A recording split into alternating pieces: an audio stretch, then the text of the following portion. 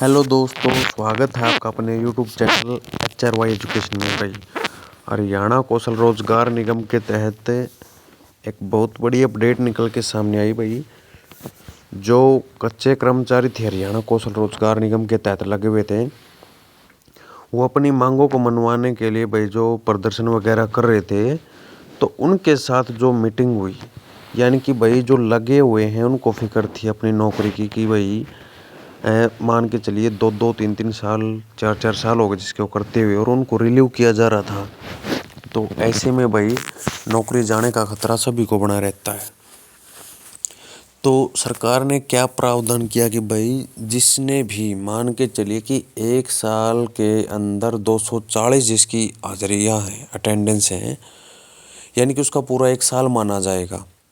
अब उसने लगातार 3 साल तक काम कर लिया, बीच में 1 साल का 2 साल का गैप लग गया, तो उसके 3 साल तो काउंट होंगे ही होंगे। आगे अगर उसने 2 साल और नौकरी पे काम मिल गया और 240 अटेंडेंस उसकी कंप्लीट है, तो 5 साल में काउंट किया जाएगा और जो जॉब सुरक्षा का दायरा है उसके अंदर उसको शामिल कर लिया जाएगा।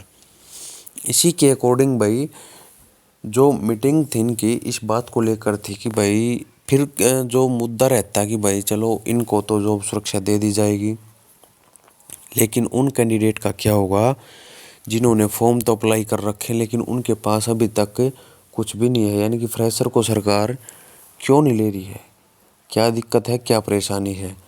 तो सबसे बड़ी बात तो वही कि सरकार नहीं चाहती कि ज़्यादा इसके अंदर सरकार के बजट के ऊपर ज़्यादा असर पड़े, क्योंकि जितने भी कैंडिडेट लगेंगे इसके अंदर कौशल के अंदर 103 प्रकार की जो भर्तियां थी, सैलरी तो देनी पड़ेगी।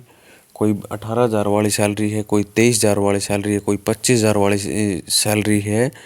तो जितने भी कैंडिडेट लगेंगे अलग अलग पोस्टों पे, तो सैलरी तो उनको देनी पड़ेगी, और सारा का सारा जो असर है वो किसके ऊपर पड़ेगा, सरकार के ऊपर पड़ेगा। अब लाडो लक्ष्मी योजना की बात ले लीजिए, 95 लाख महिलाएं थी, लेकिन टर्म कंडीशन ऐसी बना दी कि 1,80,000 से कम वाली जो महिलाएं हैं उन्हीं को क्या है भाई इस योजना का बेनिफिट मिलेगा। तो सीधी बात है कि सरकार तब तक काम चलाने की पूरी कोशिश करेगी जब तक उसका काम चलता रहेगा। वो कैंडिडेट की तरफ तब रुझान करेगी जब उसको ज़्यादा आवश्यकता हो कि भाई ये काम कैंडिडेटों के बगैर नहीं चलेगा, तो उसको कैंडिडेट लेने पड़ेंगे।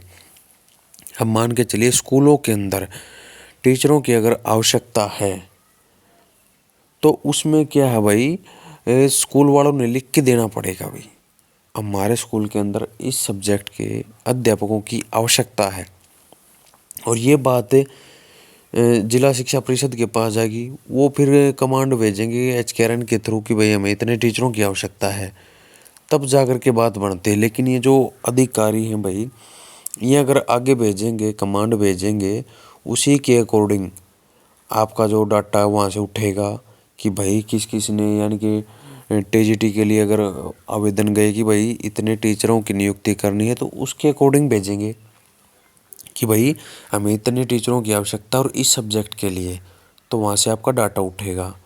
अब ऐसा नहीं है कि कौशल अपने आप उठा लेगा, उसके पास कमांड पहले से भेजनी पड़ेगी कि भाई हमें इतने टीचरों की आवश्यकता है, इतने क्लर्क की आवश्यकता है, इतने ALM की आवश्यकता है, इतने PN की आवश्यकता है, इतने सफाई कर्मचारियों की आवश्यकता है, तब जाकर के वो वहाँ से डाटा को उठाता है।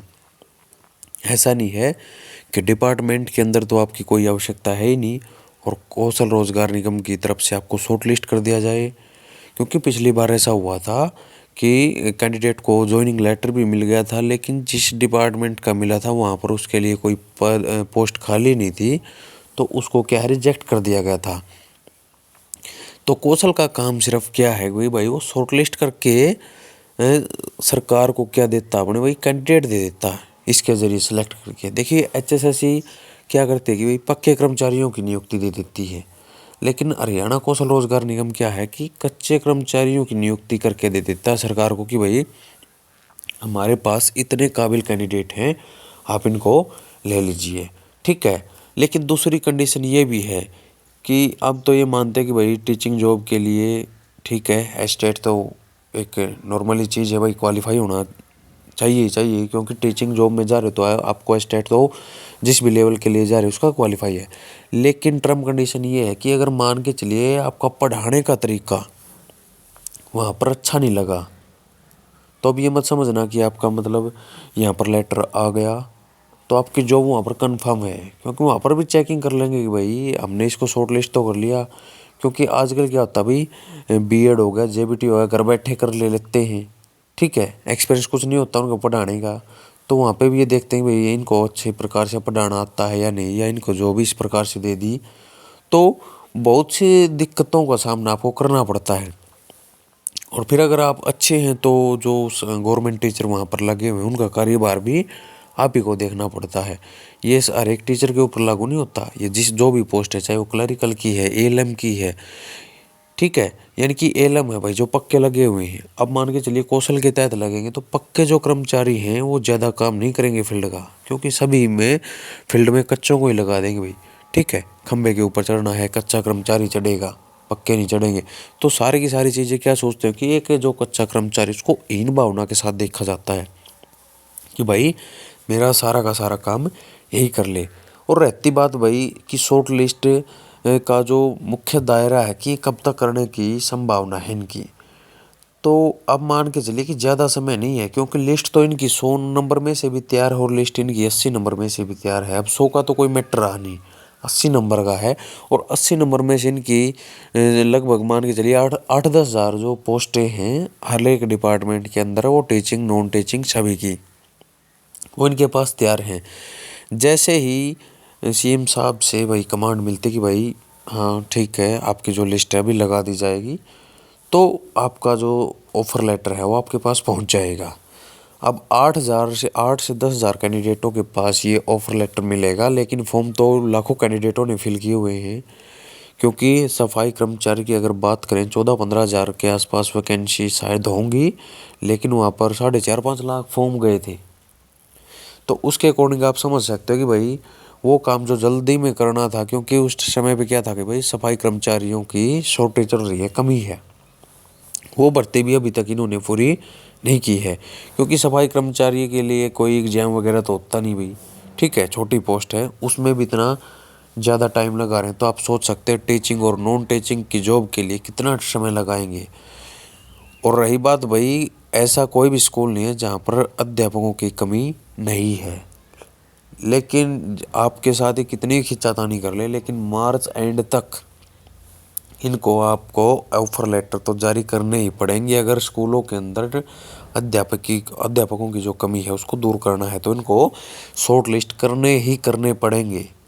अगर ये दूसरी रणनीति बनाते हैं कि भाई जेबीटी टीजीटी की कोई पक्की भर्ती न करनी पड़े और एचटेट जल्दी से जल्दी कंडक्ट करवा के कि भाई नए कैंडिडेट को भी हमें कच्चे में ही शामिल कर देंगे ताकि पक्की भर्ती न करनी पड़े, तो वो बात अलग है। नहीं तो मार्च एंड तक आपके पास शॉर्ट लिस्ट मैसेज 100% सरकार को भेजने पड़ेंगे, अगर यह अपने वादे की पक्की है तो। क्योंकि सीटी तो बहुत आगे चला गया, अभी तक कन्फर्म है नहीं अप्रैल में होगा। सीटी की कोई संभावना कहीं पर भी दिखाई नहीं दे रही है, क्योंकि सरकार, हरियाणा सरकार जितना भी कहती ना कि जल्दबाजी में होगा, तो हरियाणा सरकार की जल्दबाजी समझ में नहीं आती कि जल्दबाजी किस स्पीड को में कह रहे हैं कि ये भाई, यानी कि मान के चलिए कछुए की स्पीड को ये जल्दबाजी बोलती है।